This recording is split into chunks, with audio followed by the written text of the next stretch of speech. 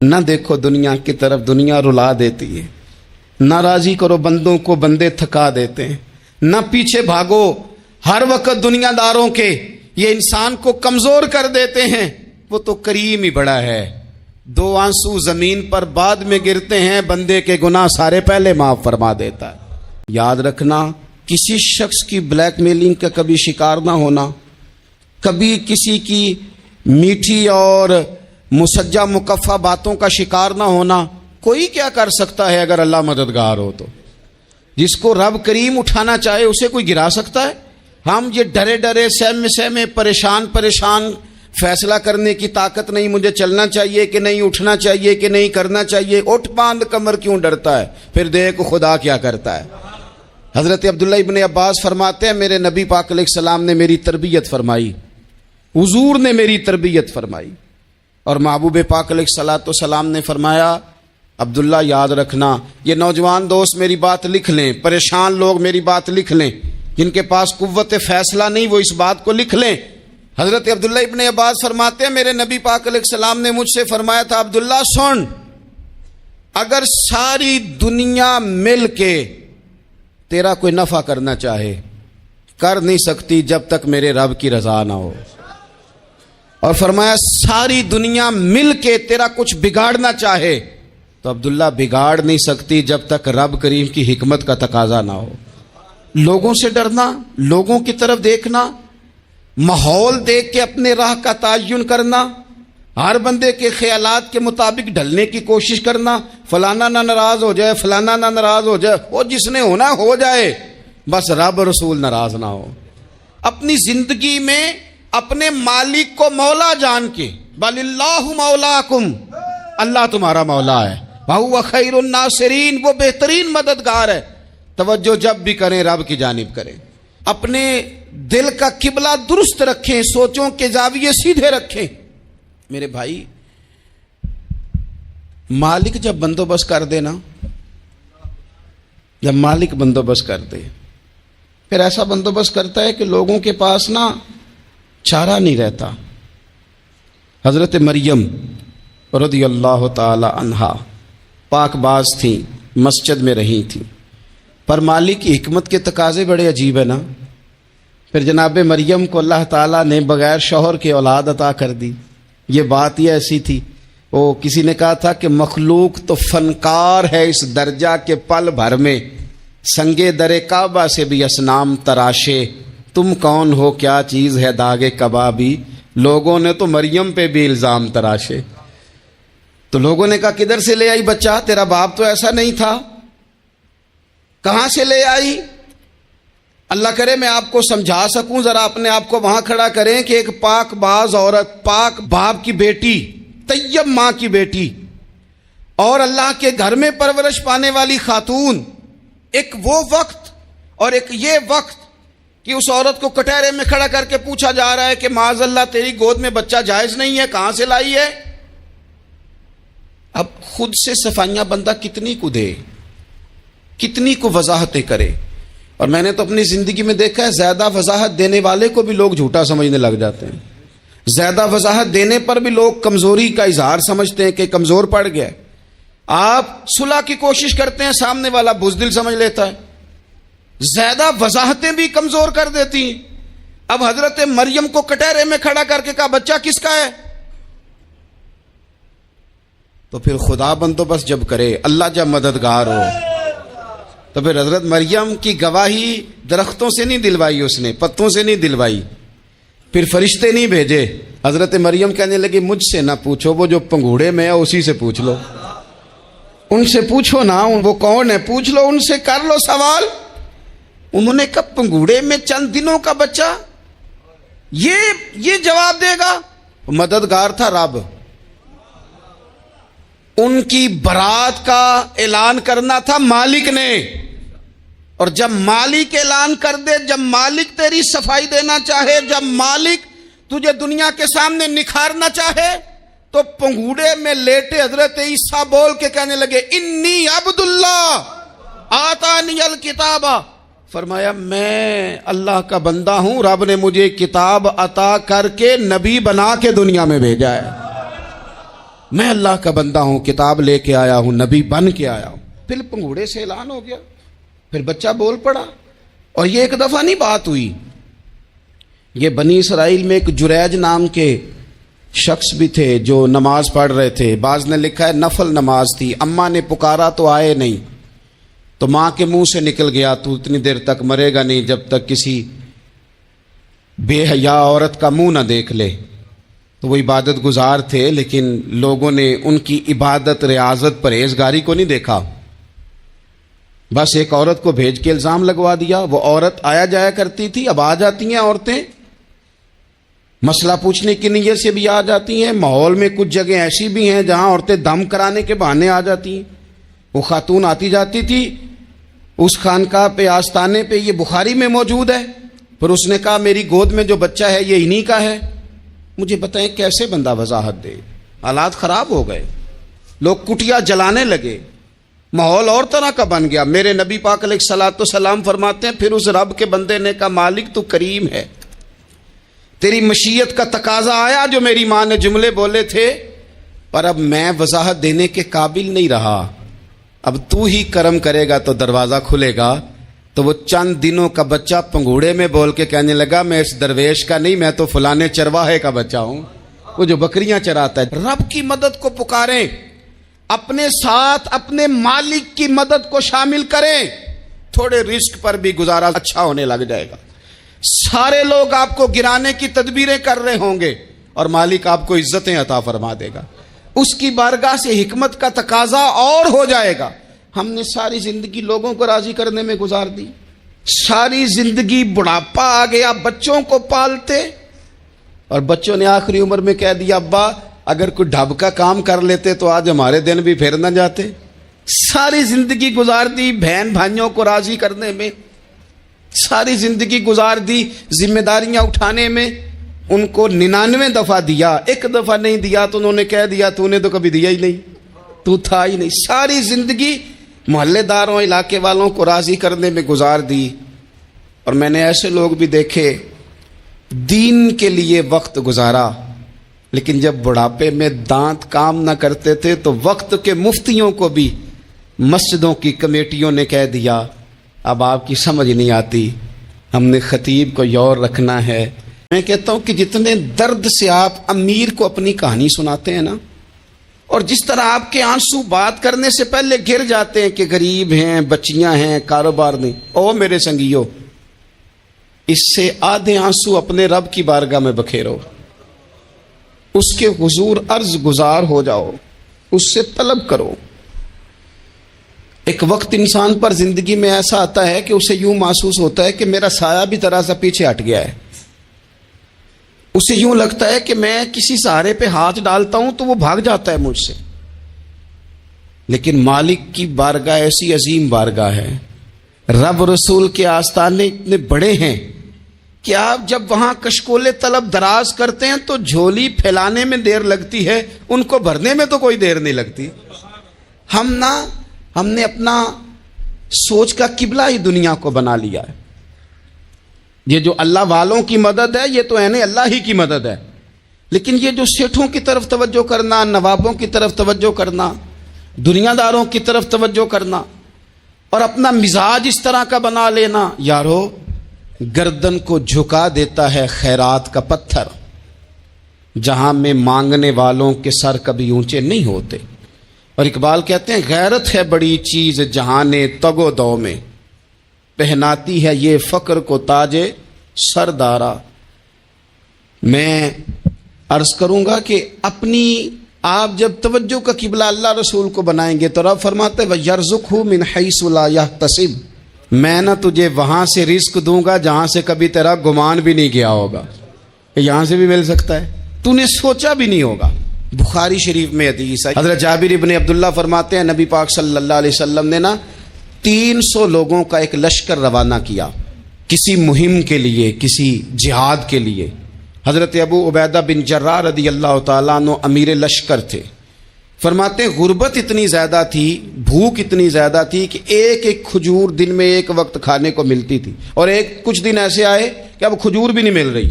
فرماتے ہیں اتنی زیادہ بھوک لگی مجاہدین کو، 300 بندہ پتے کھا کے گزارا ہونے لگ گیا. یہ بخاری میں موجود ہے. آپ فرماتے ہیں کہ دریا کے کنارے ہمارا پڑاؤ تھا, ٹھہراؤ تھا. جب بھوک سے نڈھال ہو گئے نا, وَيَرْزُقْهُ مِنْ حَيْثُ لَا يَحْتَسِبُ, اللہ وہاں سے روزی دیتا ہے, گمان بھی نہیں ہوتا. فرماتے ہیں ایک مچھلی اللہ تعالیٰ نے دریا کے کنارے بھیجی. فرماتے ہیں وہ تھی تو مچھلی پر پہاڑ جتنی تھی. بخاری میں لفظ ہیں, حضرت جابر ابن عبداللہ رضی اللہ تعالیٰ عنہ فرماتے ہیں 300 آدمی 18 دن تک اس مچھلی کو کھاتے رہے, مچھلی ختم ہی نہیں ہوئی. مچھلیاں نہیں, مچھلی.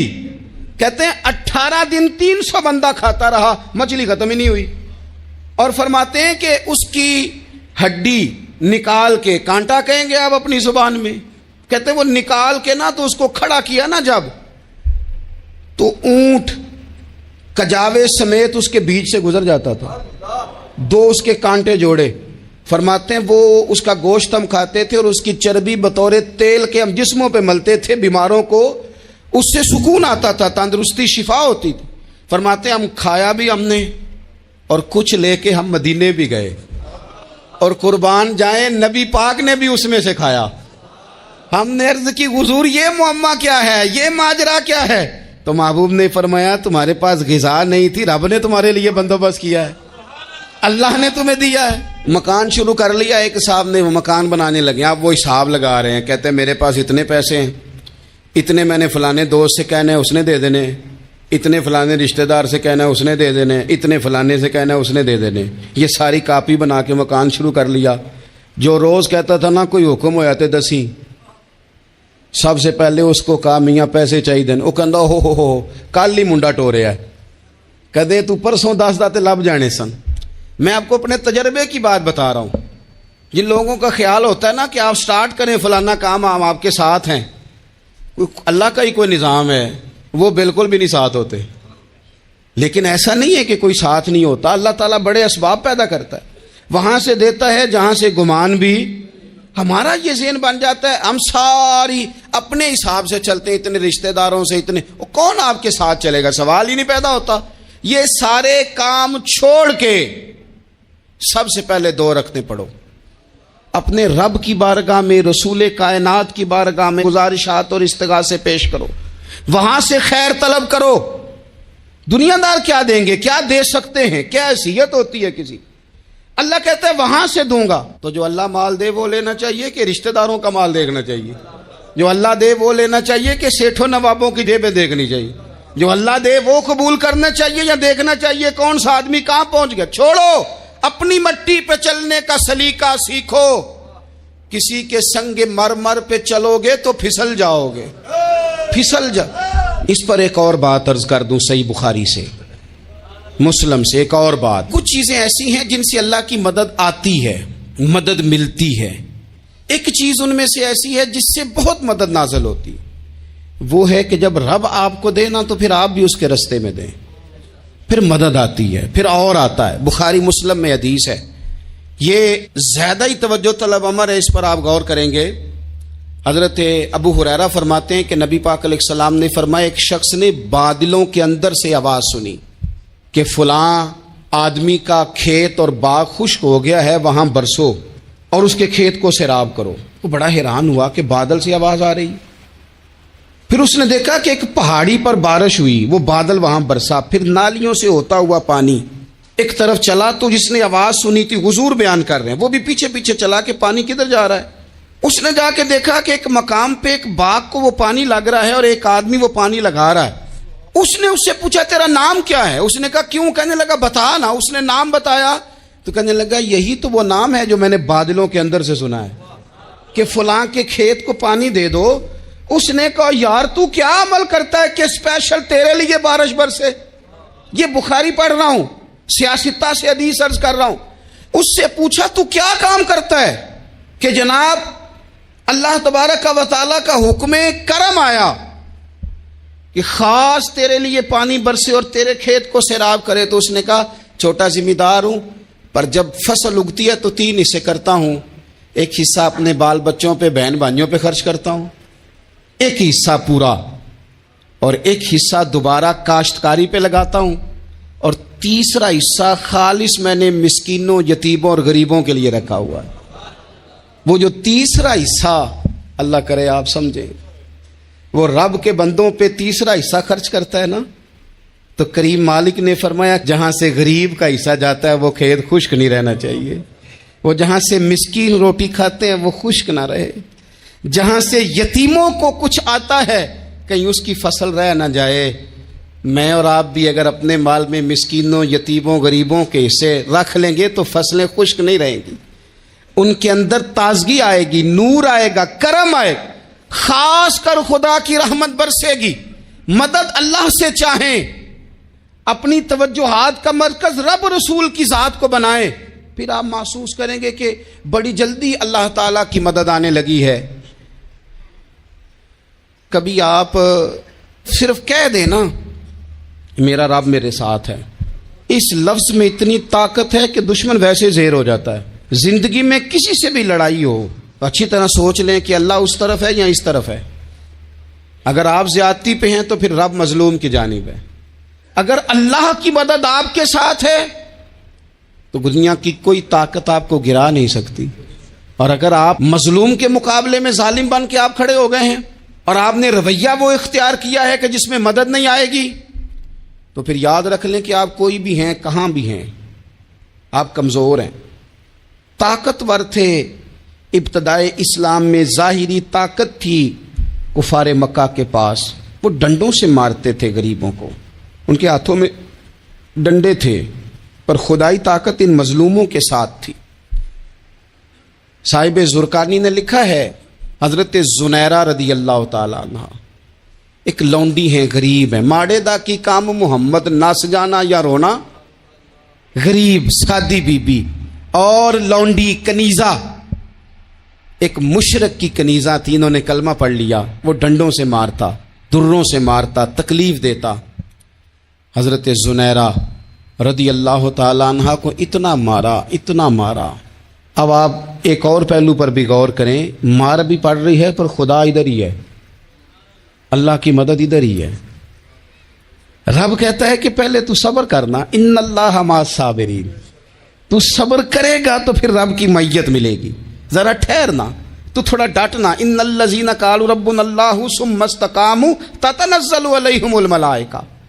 तू कह अल्लाह मेरा रब है, फिर तू पहले डट, पहले तूने डटना है। सुम्मा इस्तक़ामू, जो डट गया, ततनज़्ज़लु अलैहिमुल मलाइका, डटने वाले के लिए मदद आती। पहले थोड़ा ठहरना पड़ता है, पहले थोड़ा सब्र करना पड़ता है, हौसला करना पड़ता, उसके बाद मदद आती।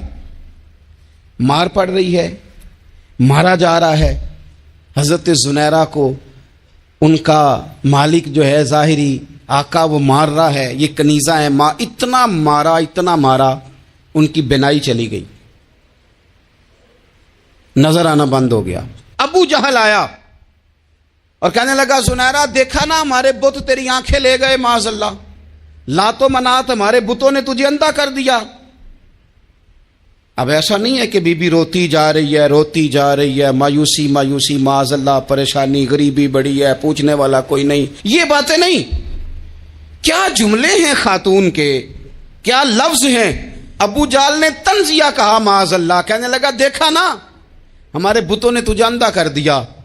तो जनाब जुनैरा आंखों की बिनाई गई है, रात को गई है, दुख अभी ताजा है, लेकिन अल्लाह पे जो तवक्कुल है, अपने मालिक से जो रिश्ता है, वो इतना मजबूत है, इतना ताकतवर है, उसमें इतनी गहराई है कि हजरत जुनैरा बोल के ना इतनी कुव्वत से बोली, इतनी ताकत से बोली कि पूरे कुफर पर लर्जा तारी हो गया। फरमाने लगी, तुम्हारे बुतों की क्या औकात है कि मेरी बिनाई ले जाएं। ये मेरी रब की हिकमत का तकाजा है। जब तक उसने चाहा जुनैरा देखती रही, और जब उसने चाहा जुनैरा की आंखों की बिनाई चली गई, और अगर वो चाहेगा ना तो बिनाई वापस भी कर देगा। अगर हो ज़ौक़े यकीन पैदा तो कट जाती हैं जंजीरें, अगर वो चाहेगा तो बिनाई आ भी जाएगी। हजरत जुनैरा ने रात को ये लफ्ज कहे, अबू जाल और सारे कुफ्फार डर के सुन के चले गए। आप इत्मीनान से आके बिस्तर पे सोई, जब सवेरे उठी तो अल्लाह ने आंखों की रोशनी वापस कर दी थी, आंखों की। अब छड़ी पकड़ी है, बाजारों में घूमती है, कहती हैं बुलाओ किधर है तुम्हारे नातो मनात, देखो मेरे रब ने रोशनी वापस कर दी। आकर मेरे साथ इधर आ, सितमगर हुनर आजमाए, तू तीर आजमा हम जिगर आजमाए। बीमार लोगों याद रखो, कह दिया डॉक्टर ने कि तू बड़ा बीमार है, तू बड़ा कमजोर है, ये हो गया वो हो गया, तो डॉक्टर अपने इल्म के मुताबिक बात कर रहा है, होगा तो वो जो मेरा रब चाहेगा। कमजोर हो जाना, परेशान हो जाना, तकलीफ में आ जाना, पता नहीं बात हो गई है तो जाने क्या हो जाएगा। अपनी जिंदगी के अंदर अपने रब से रिश्ता मजबूत करें, रसूल कायनात से रिश्ता मजबूत करें, अल्लाह वालों से रिश्ता मजबूत करें। हजरत जुनैरा ने पैगाम दिया कि जिंदगी में जो जीना चाहते हैं तो वो रब का नाम लेके जी सकते हैं, जो अपनी जिंदगी में खुशियां देखना चाहते हैं तो रसूलुल्लाह के नाम पर खुशियां देखी जा सकती हैं। तवक्कुल की बुनियाद पर बंदा खुशियां ले सकता है। और अगर इंसान में तवक्कुल नहीं है तो फिर वो इस काले जादू से भी डर रहा है, वो नीले से भी डर रहा है, वो पीले से भी डर रहा है, वो फलाने से भी डर रहा है, वो मेरे खिलाफ फलाना रिश्तेदार साजिश कर रहा है तो डर रहा है, फलाना मेरे बारे में ये कर रहा है तो डर रहा है, वो पता नहीं दुनिया इधर हो जाएगी तो क्या हो जाएगा, उठ बांध कमर क्यों डरता है, फिर देख खुदा क्या करता है। तो इस सारी गुफ्तगू का निचोड़ आपको ये अर्ज किया है। सबसे पहले तो ये कि मैदानों में मदद भी अल्लाह की, रिस्क में मदद भी अल्लाह की, फसलें खुश्क हों तो मदद फिर भी अल्लाह करे, तो फिर सारी मदद, और अगर इंसान बीमार हो तो फिर भी मदद अल्लाह की। तो अपने अल्लाह की जानिब तवज्जो को बढ़ाएं, आप अल्लाह से मदद के सवाली बने। तिरमिजी की एक हदीस है, मैं आपको जिंदगी का तजर्बा बताता हूं कि जब मैं बड़ा परेशान होता हूं तो ये वाली रवायत खोल लेता हूं, मजा देती है। मेरे नबी पाक अलैहिस्सलाम ने फरमाया, अपने दुख सेठों नवाबों को ना कहना, मालदारों का ना कहना, वरना अल्लाह तुम्हें कभी गनी नहीं करेगा।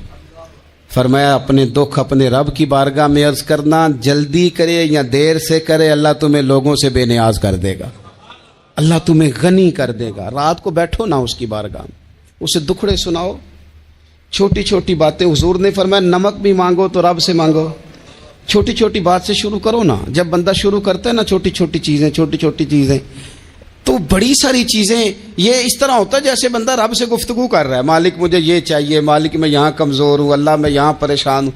आप ये करके तो देखें, लंबी लंबी दुआएं मांग के तो देखें, उसके हुजूर जुड़ के तो देखें, आप देखेंगे राहत कितनी है, सुकून कितना है। एक बुजुर्ग फरमाते, मैंने दुआ मांगने का तरीका अपनी बीवी से सीखा।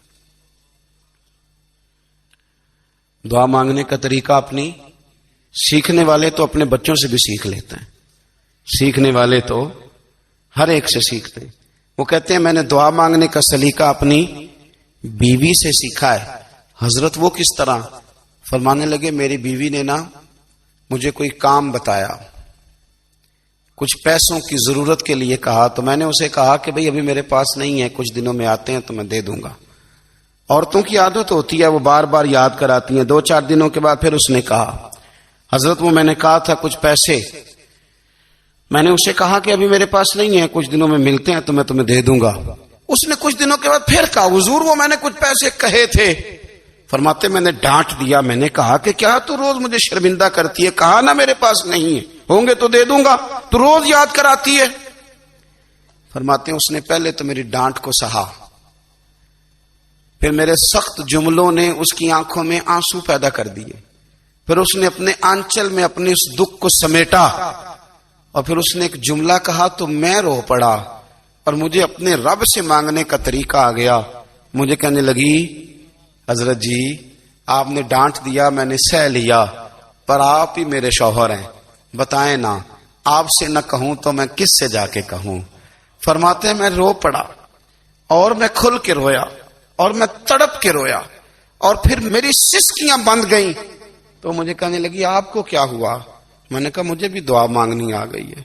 जब मैं उसे कहूंगा ना अल्लाह तू ही मेरा रब है, मैं तुझसे न कहूं तो मैं किससे जाके कहूं, मैं क्यों किसी बंदे से सवाल करूं, मैं क्यों किसी दुनियादार से कहूं, मैं तेरे बंदों का, नेक बंदों का वसीला लेके, तेरे महबूब की गुलामी लेके तेरी बारगाह में आया, तुझसे ना मांगूं तो किससे मांगूं। समझ आ गई है, जब मैं इस रंग में मांगूंगा तो तेरा रब मेरे ऊपर बड़ा ही फजल फरमाएगा, وہ میرے اوپر بڑی رحمت کرے گا، وہ میرے لیے آسانیاں کرے۔ حضرت ابو الحسن رحمت اللہ تعالی علیہ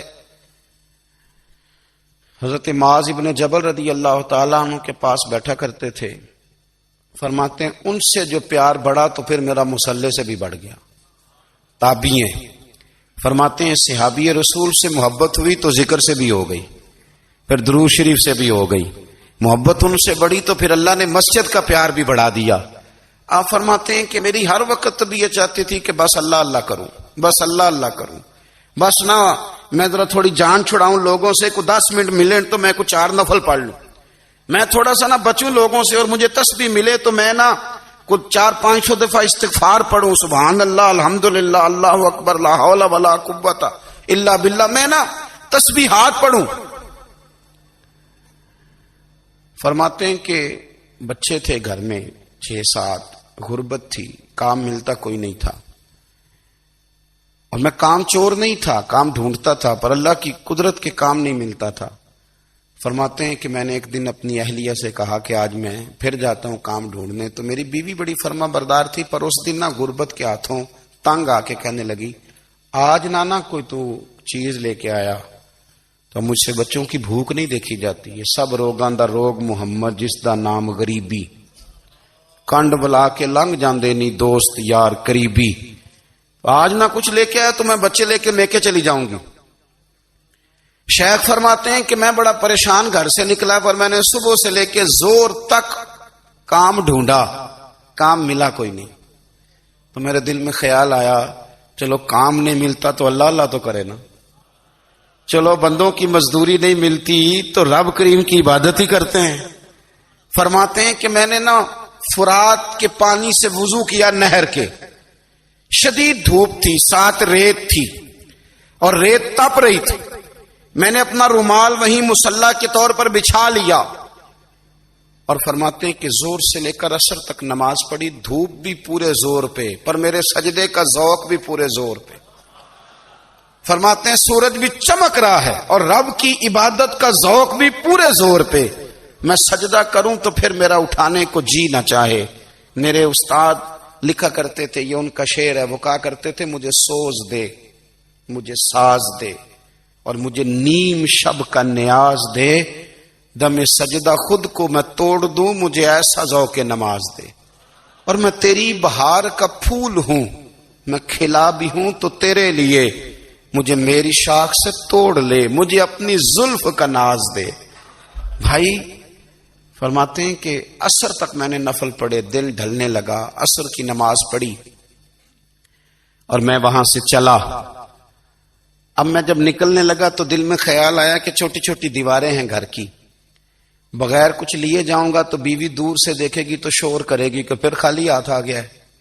کہتے میں نے اپنی اسی رومال میں جس پہ میں نے نماز پڑھی تھی نا، رومال میں کی آخی دے پنجابی جو صافہ کہتے ہیں، اسی میں نا میں نے کچھ ریت بھر لی کہ وہ دور سے دیکھے گی تو سمجھے گی کچھ لے کے آیا ہے، چلو جا کے اسے بتا دوں گا کہ آج پھر مزدوری نہیں ملی۔ کہتے ہیں وہ ریت لے کر جب میں گھر میں گیا تو پہلے بیوی دروازے پہ کھڑی ہوتی تھی، پوچھتی تھی خالی ہاتھ آ گئے ہو؟ آج میں نے دیکھا تو ہے ہی کوئی نہیں۔ فرماتے ہیں میں اندر داخل ہوا، سلام لیے، کونے میں نے وہ رومال رکھ دیا اور میں نے آواز دی کہ بھلی مانس کہاں ہو؟ تو وہ کہنے لگی آپ منہ ہاتھ دھو لیں، میں روٹی لے کے آئی۔ میں نے کہا روٹی کہاں سے آ گئی؟ یہاں تو کئی دنوں کے فاقے، تو کئی دنوں کی غربت ہے، یہاں تو اس گھر میں تو فقیری ہے۔